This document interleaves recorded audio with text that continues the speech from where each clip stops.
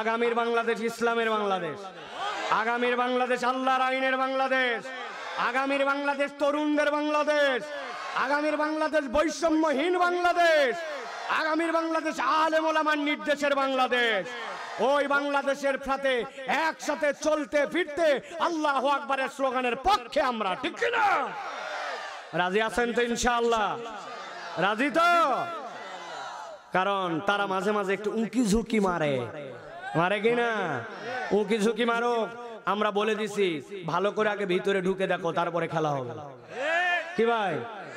এই জন্য আল্লাহ রাব্বুল আমিন আমাদের দেশকে যেন যাবতীয় অনাচার, অবিচার এবং অন্যদের চক্ষু রাঙ্গানি থেকে আল্লাহ যেন হেফাজত করেন, বলেন আল্লাহুম্মা আমিন।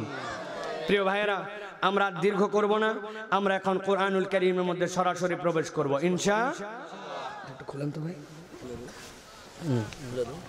হ্যাঁ বাস এরকম থাক। গরম ধরছে বা? হ্যাঁ, কোরআনের গরম আছে একটা। আমার তো ফিগার নাই, ফিটনেস নাই, কিচ্ছু নাই, প্রত্যেক দিন 2 জায়গায় 3 জায়গায় কেমনে তাছাড়া কথা বলি এই গরমে। এটাই কোরআনের গরম। এটা হৃদয়ের মধ্যে নিতে পারলে ইনশাআল্লাহ এই আলো দিয়ে বাতিলকে আল্লাহ রাব্বুল আমিন বলছেন জ্বালায়া পুরায় শেষ করে দিবেন। বাল নাকযিফু বিল হাক্কি আলাল বাতিল ফায়াদমাগুহু ফাইযা হুয়া যাহিক। আল্লাহ বলছেন নিশ্চিহ্ন হয়ে যাবে। ইসলামের সামনে, হকের সামনে কেউ দাঁড়াতে পারবে না, কেউ পারবে না। তুমি জানো না আমি যে মরি, আমি ভয়ে মরি না, আমি তো শাহাদতের তামান্নায় মরি। তুই দেখিস মরে গেল, আর আমি তো দেখছি জান্নাতে গেল। কে? তুমি দেখছো অন্য মৃত্যু, যেইটা ওই মৃত্যু তো অনেক হিসাব কিতাব। আর আমি দেখছি আমার যদি মানুষের সাথে ঋণ না থাকে আর আমি যদি শাহাদত পাই, আমি বিনা হিসাবে জান্নাতে পাখি হয়ে ঘুরি। তুমি মারো, আসলে আমি মরি না, আমি চির অমর হই। এটাই মুসলমান, এটাই ঈমান, এটাই আল্লাহ রাব্বুল আলামিনের পক্ষের সবচেয়ে বড় স্পিড। তরুণ, এই স্পিড থেকে তোমাকে দূরে সরাই দেওয়ার জন্য ষড়যন্ত্র চলতেছে। তোমার চোখ নাপাক করতে চায়, তোমার কান নাপাক করতে চায়, তোমার অন্তর নাপাক করতে চায়, আর কোরআন তোমাকে পাক করতে চায়। ঠিক কি না? এটাই ঠিক। এটা বোঝে না জন্য তো, তাছাড়া তো যুবকরা পাগল হয়ে যাওয়ার কথা। আমরা তো এমন মাহফিলে যাই 1-1.5 হাজার লোক তো আমাদের স্বেচ্ছাসেবক থাকে। বিশ্বাস হলো না? লালমনিরহাটে এক মাহফিলে গেছি, 2-3 হাজার সাইকেল আসছে। কয় হাজার? ওই সাইকেল ম্যানেজমেন্ট করার জন্য 100 জন লোক। আপনি আছেন কোথায়?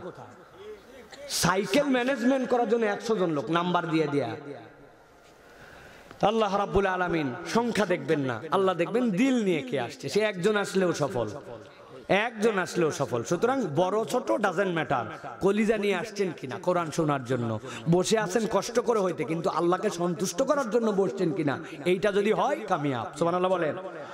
তাহলে আলোচনায় ঢুকবো। সংক্ষিপ্ত সময়ে আপনাদের কাছে নির্ধারিত বিষয়ে একটা কথা বলে আমরা শেষ করব। আমরা বিশাল দীর্ঘ সময় কোনো কথা বলবো না। এই জন্য আজকে আমি চিন্তা করছি আপনাদের কাছে একটু ব্যতিক্রমে একটা বিষয়ে আপনাদের কাছে একটু কথা বলতে চাই, একটা বার্তা দিতে চাই। বার্তাটা হচ্ছে, এই দুনিয়াতে আমরা আল্লাহ রাব্বুল আলামিনের প্রিয় হতে চাই, আল্লাহ রাব্বুল আলামিনের কবুলিয়াত চাই, কিন্তু আমাদের জীবনে অপরাধের কোনো শেষ নাই। কথা যদি ঠিক হয় তাহলে আস্তে করে হলেও বলেন ঠিক। তবে যদি কারো স্ত্রী নিষেধ করে থাকেন যে আসার পরে জোরে কথা বলবা না, তাহলে জোরে বলেন না। অনেকের বউ মানা করে। এক রাজার কাছে গেছিল, রাজা বলছিল, শোনো, কারা কারা বউয়ের কথা শোনো না, তারা একদিক হও।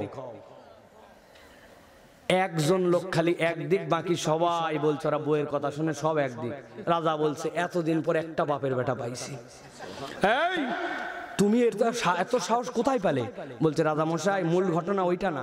আমার বউ বাড়ির থেকে বের হওয়ার সময় বলছে, সবাই যেদিক যাবে সেদিক তুমি যাবে না। তাহলে শোনা বাকি থাকলো? ওই তো সবচেয়ে বড় কথা শুনছে বউয়ের। এখন আমাদের স্ত্রীরা তো নিশ্চয়ই আমাদেরকে বলে দেয় নাই যে যাইও, কিন্তু জোরে কথা বলো না। বলছে নাকি ভাই? কারা কারা বিয়ে করেন নাই হাত তোলেন। ও বিয়ে তো কারা? 2 হাত তোলেন। এই বিয়ে করছো? ও বাবা, হাত তোলেন আছে। মাশাআল্লাহ, বিয়ে ছাড়া এত লোক। আল্লাহ, এই গভীর রাত্রে যারা আসছে, বিয়ের উপযুক্ত হয়েছে, তাদের দ্রুত একটা দিনদার, নেককার, সুন্দরী একটা পাত্রের ব্যবস্থা করে দাও। শ্বশুর যেন কোটি কোটি টাকার মালিক হয়, আর বউয়ের যেন কোনো ভাই না থাকে। দোয়া ভালো হয়েছে? পছন্দ হয়েছে? আরে বেকুব, শ্বশুরের সম্পত্তি আমরা খাবো না, আমরা কামাই করে ইনশাআল্লাহ বউকে খাওয়াবো, ঠিক কি না? আল্লাহ সেই রকম তোমাদেরকে যোগ্যতা করে দেখ, বলেন আল্লাহুম্মা আমিন। আল্লাহ একটা আমিন কবুল করে নিলে কপাল ঘুরে গেছে, বিয়ের দাওয়াত দিয়েন। হুজুর আপনাকে তো খুঁজেই পেলাম না। প্রিয় ভাইয়েরা, আল্লাহ রাব্বুল আমিন আমাদেরকে কবুল করুক, আল্লাহুম্মা আমিন। তাহলে আমাদের গুনাহ খাতা আছে, ঠিক কি না ভাই? কিন্তু ওই যে আল্লাহ বলছেন যে আল্লাহ রাব্বুল আলামিন তোমাকে একটু ম্যাচের মতো ঠোকা দিয়া তোমার ঈমানটা জ্বালায়া তোমাকে জান্নাতে নিতে চান। আল্লাহ বলছেন ওই বান্দা তোমার যত অপরাধ হোক, কিন্তু রব্বুল আলামিনের কাছে যদি তুমি ক্ষমা চাও আর রব যদি তোমাকে ক্ষমা করে দেন, বান্দা তোমার ভয় নাই। আল্লাহ রাব্বুল আলামিন বান্দাকে আযাব দেওয়ার জন্য সৃষ্টি করেন নাই, আল্লাহ মাফ করার জন্য সৃষ্টি করছে। সুবহানাল্লাহ বলেন। আর একটু জোরে বলবেন না? একটু কলিজা থেকে বলা যাবে না? একটু মুখরিত করে বলা যাবে না? আল্লাহ রাব্বুল আমিন কি বলছেন খেয়াল করেন, গভীর মনোযোগের সংক্ষিপ্ত আলোচনা। আল্লাহ বলছেন ইন্নাল মুত্তাকিনা ফি জান্নাতি ওয়া উয়ুন উদখুলুহা বিসালামিন আমিনিন। আল্লাহ বলছেন নিশ্চয়ই যারা মুত্তাকি হবে। মুত্তাকি মানে কি? এই তরুণ, এই যুবক, দিনের কিছু বুঝ তুমি বাড়িতে নিয়ে যাও। মুত্তাকি রাত দিন শোনো, তাকওয়া রাত দিন শোনো। এটার মানে জানো নাকি? এইটার মানেটা কলিজার মধ্যে গেঁথে নাও। আল্লাহ যা যা দুনিয়াতে নিষেধ করেছেন, মা নাহাল্লাহু আনহু ওয়া নাহান নবী সাল্লাল্লাহু আলাইহি ওয়াসাল্লাম, আল্লাহ এবং তার রাসূল যা যা নিষেধ করেছেন, বান্দা যখন সেখান থেকে দূরে থাকে, ওইটার নাম হচ্ছে বান্দার জিন্দেগিতে তাকওয়ার পথ। এবার একে একে জিজ্ঞাসা করব, আল্লাহ কি মিথ্যা কথা বলতে আদেশ করেছেন না নিষেধ? আল্লাহ কি গীবত করতে বলেছেন না মানা? আল্লাহ কি বাপ মায়ের সাথে বেয়াদবি করতে বলছেন নাকি মানা? এখন আপনি যদি মিথ্যা না বলেন, বাপ মার সাথে বেয়াদবি না করেন, গীবত গিল্লা না করেন, অপরের জমি যদি না ঠেলেন, বোনের সম্পত্তি যদি মারে না খান, আল্লাহ যা জামানা করছেন সেখান থেকে যখন আপনি দূরে থাকেন, আল্লাহ বলছেন ওই বান্দাটা তাকওয়ার পথে। আল্লাহ বলছেন ইন্নাল মুত্তাকিনা ফি জান্নাতি ওয়া উয়ুন উদখুলুহা বিসালামিন আমিনিন।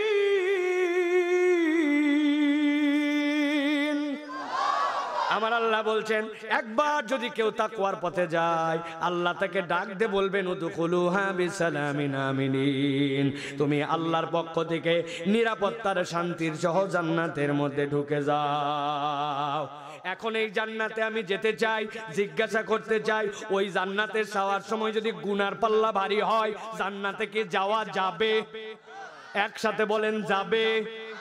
আমার আল্লাহ রাব্বুল আমিন বলছেন ভালো করে শোনো, আফালা ইয়াতুবুনা ইলাল্লাহি ওয়া ইস্তাগফিরুনাহু ওয়াল্লাহু গফুরুর রহিম।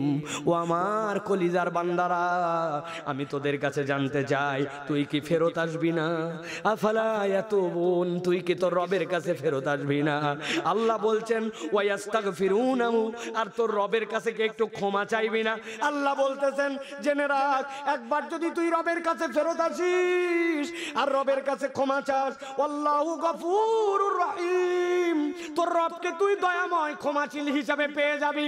বান্দা তোর অপরাধ কত, তোর গুনাহ কত, কত পাপ তুই করছিস গোপনে, কত পাপ করছিস কেউ দুনিয়ায় জানে না।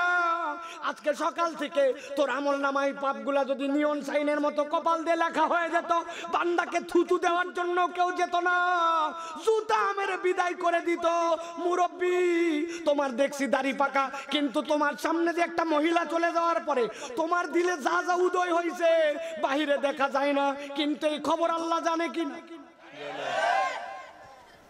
আমার আল্লাহ বলতেছেন এই জন্য বান্দা আমি তোমাকে বললাম, কুলিয়া ইবাদিয়াল্লাযীনা আসরাফু আলা আনফুসিহিম লা তাকনাতু মির রাহমাতিল্লাহ।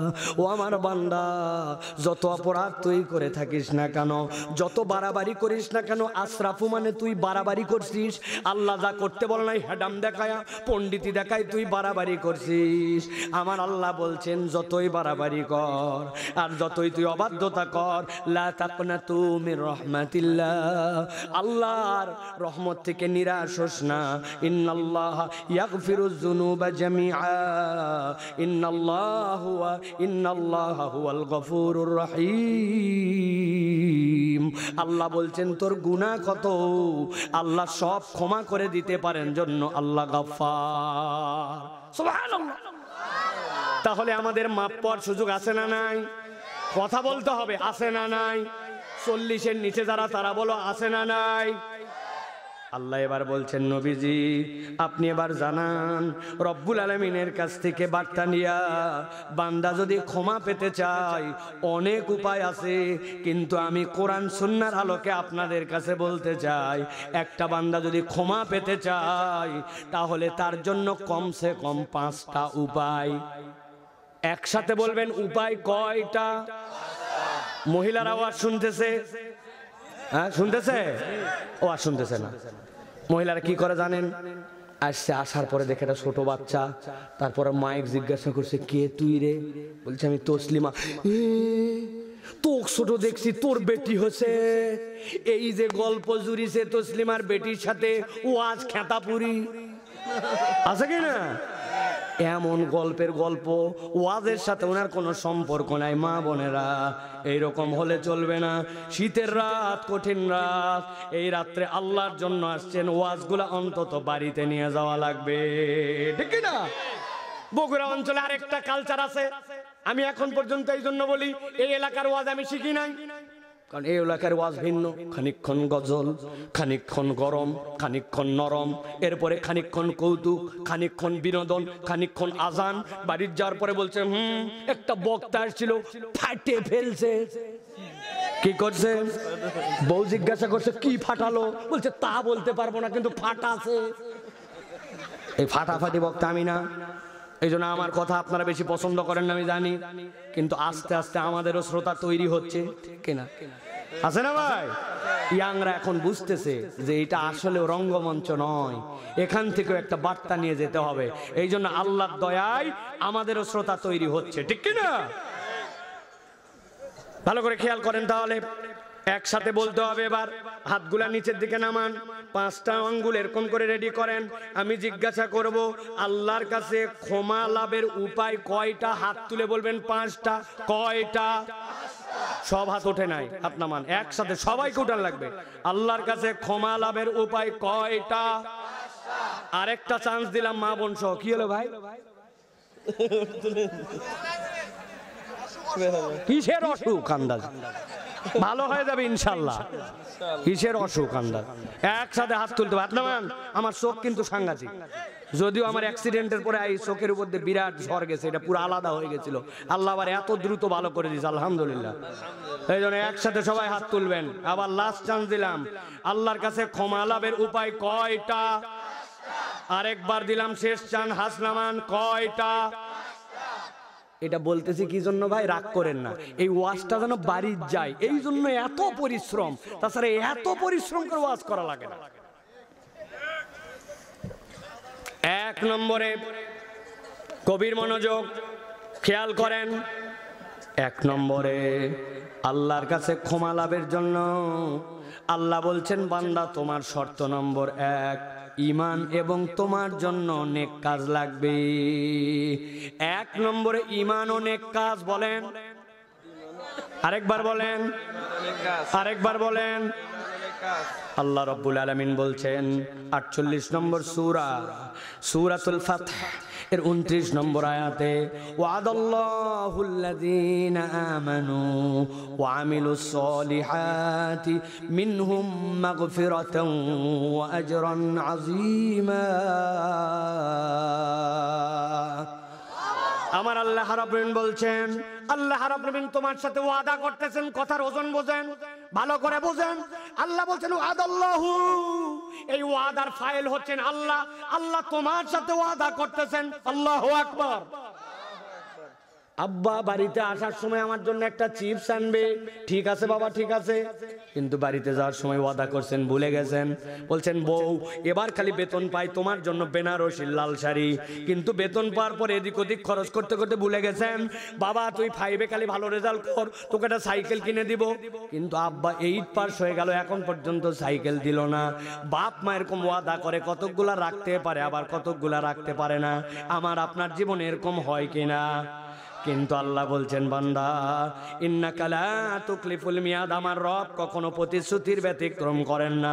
ওই আল্লাহ ওয়াদা করছেন ওয়াদাল্লাহুল্লাযীনা আমানু, যারা ঈমান এনেছে আমি আল্লাহ তাদের সাথে ওয়াদা করলাম, ওয়া আমিলুস সলিহাত, আর সাথে সাথে নেক কাজ যে করে, মিনহুম মাগফিরাতাও ওয়া আজরান আযীমা। আল্লাহ বলছেন আমি রব্বুল আলামিন তার জন্য মাগফিরাত দিব, ওয়া আজরান আযীমা, আর তার জন্য আমি বিশাল বড় প্রতিদান দিব। তাহলে শর্ত একটা হচ্ছে ক্ষমা লাভের জন্য ঈমানটাকে আপনার বিশুদ্ধ করা লাগবে, ঠিক না? অনেক লোক আছে আমল বিশাল বড় কিন্তু ঈমান ঠিক নাই, ঈমান বেচা কিনা করছে। ওই যে আপনাদের মহস্থানে ভটভটির মধ্যে যাচ্ছে, আমি বেকায়দায় পরে একবার বহু আগে ভটভটিতে উঠছি, ফেলে যাব, দেখি কি এক পরিবারের 10-12 জন যাচ্ছে। বললাম চাচা এত আনন্দ করে এই অবরোধের মধ্যে কোথায় ছুটলেন? বলছে আমরা মহস্থানে যাচ্ছি। কি জন্য? বলছে এই যে আমার নাতি ছেলে কথা বলতে পারে না। আমি বললাম ওখানে বড় ডাক্তার আছে নাকি? বলছে না রে বাবা, আমার বেটার বউ মান্নত করছে 21 কেজি ক্ষীরের পায়েস, ওই পায়েস দেওয়ার জন্য যাচ্ছি। আমি বললাম এটা দিলে কি হবে? বলছে নাতি কথা বলবে। বললাম সাংঘাতিক ব্যাপার তো, মহস্থানে ক্ষীর দিলে নাতি কথা বলে কি জন্য? তার মানে কি মহস্থানের আউলিয়া কথা বলায়? বলছে ধুরু পাগলা চ্যাংরা, মহস্থানের আউলিয়া কথা বলাবে কেন? উনি বড় আল্লাহর ওলি। বললাম আমিও তো স্বীকার করি উনি বড় আল্লাহর ওলি। বলছে উনার কাছে যায় মান্নত দিলে উনি খুশি হয়, উনি খুশি হলে আল্লাহ খুশি হয়। আল্লাহ দেয় কিন্তু একটু বাবা মহস্থানের মাধ্যম দিয়ে দেয়। আপনার যদি এই ঈমান থাকে, আপনার ঈমান আর আবু জেহেলের ঈমানে পার্থক্য নাই। ভালো করে বুঝেন, আগে কথা অর্ধেক বুঝবেন না, ভালো করে বোঝেন। আবু জেহেলকে জিজ্ঞাসা করছে আম্মাই ইয়ামলিকুস সামা ওয়াল আবসার, এই আবু জেহেল তোর চোখ দিছে কে, তোর কান দিছে কে? বলছে সায়াকুলুন আল্লাহ, আল্লাহ দিছে আমাকে। বলছে তাই নাকি? তাহলে এবার জিজ্ঞাসা করি তো মাইয়ার জুকুকুম মিনাস সামাই ওয়াল আরদ, আসমান জমিন থেকে আবু জেহেল তোরে রিজিক দেয় কে? বলছে আল্লাহ দেয়। তো তাহলে লাত উজ্জা মানাত হবলের কাছে যে যাও, কেন তুমি লাতের কাছে যাও, হবলের কাছে যাও, মানাতের? ওহো, ঠেকানোর জন্য জিজ্ঞাসা করছো? তাহলে উত্তর শোনো। আল্লাহ জুমারের মধ্যে বলতেছেন, সূরা জুমারের মধ্যে লিয়ুকাররিবুনা ইলাল্লাহি যুলফা, লাত উজ্জা হবল মানাত কিচ্ছুই করতে পারে না। আমরা যাই এই জন্য, লাত আল্লাহর প্রিয়, ওর কাছে দিলে ও খুশি হয়, ও খুশি হলে আল্লাহ দেয়। মানাত আল্লাহর প্রিয়, অসুস্থ হলে তার কাছে মান্নত দিলে সে খুশি হয়, সে খুশি হলে আল্লাহ খুশি হয়। আল্লাহ ভালো করে লাতের মাধ্যম দিয়ে, মানাতের মাধ্যম দিয়ে, হবলের মাধ্যম দিয়ে। আল্লাহ বলছেন যতই বতই বলো, আল্লাহ রিজিক দেয়, আল্লাহ খাওয়ায়, আল্লাহ পড়ায়, তোমার ঈমান হয় নাই, ওয়া হুম মুশরিকুন। এখন আপনি এত বড় দাড়িওয়ালা, পাঞ্জেখানা মুসল্লি, কিন্তু বিপদে পড়লে ঈমান বিক্রি করে আপনি মহস্থানে যান, বিপদে পড়লে আপনি ইন্ডিয়ায় যান, বিপদে পড়লে আপনি শাহজালালে দৌড়াদৌড়ি করেন। আপনার ঈমান আর আবু জেহেলের ঈমানে পার্থক্য নাই। হাসর নাসর কিন্তু একসাথে হতে পারে। ঈমান বুঝেন? এই জন্য আপনাকে বুঝতে হবে আপনার ঈমানের মূল্য কত। এই জন্য মুফাসসিরিনে কেরাম ব্যাখ্যা করেছেন, দুনিয়াতে আল্লাহর কাছে বান্দার আমলের কখনো পরিমাপ হবে না, আমলের ওজন হবে। বলেন কি হবে? কথা বললেন না, কি হবে? পরিমাপ না ওজন। কেমনে? একটু মিলান। আপনাদের এলাকায় হাওয়াই মিঠা আছে, চেনেন? কি বলে ভাই, শনপাপড়ি না হাওয়াই মিঠা? ওই যে লাল্লা লাগে খাইতাম, কাঁচের ইয়ের মধ্যে ঢিন ঢিন ঢিন ঢিন করে বিক্রি করতে, আছে না? ওটার আবার ঢাকাতে আমার মেয়েরা দেখি আধুনিক নাম বলে কটন কান্ডি। ওরে বাবা, ইংরেজিতে নাম দিছে ওটা আবার তুলার কান্ডি। বাবা, আমরা সারা জীবন হাওয়াই মিঠাই করলাম। আপনার একটা ঘর আছে, ওই ঘরটা 20 ফিট বাই। বিরক্ত হচ্ছেন ভাই? হলে বলে দিয়েন, তাড়াতাড়ি শেষ করে আমি ঢাকা যাব।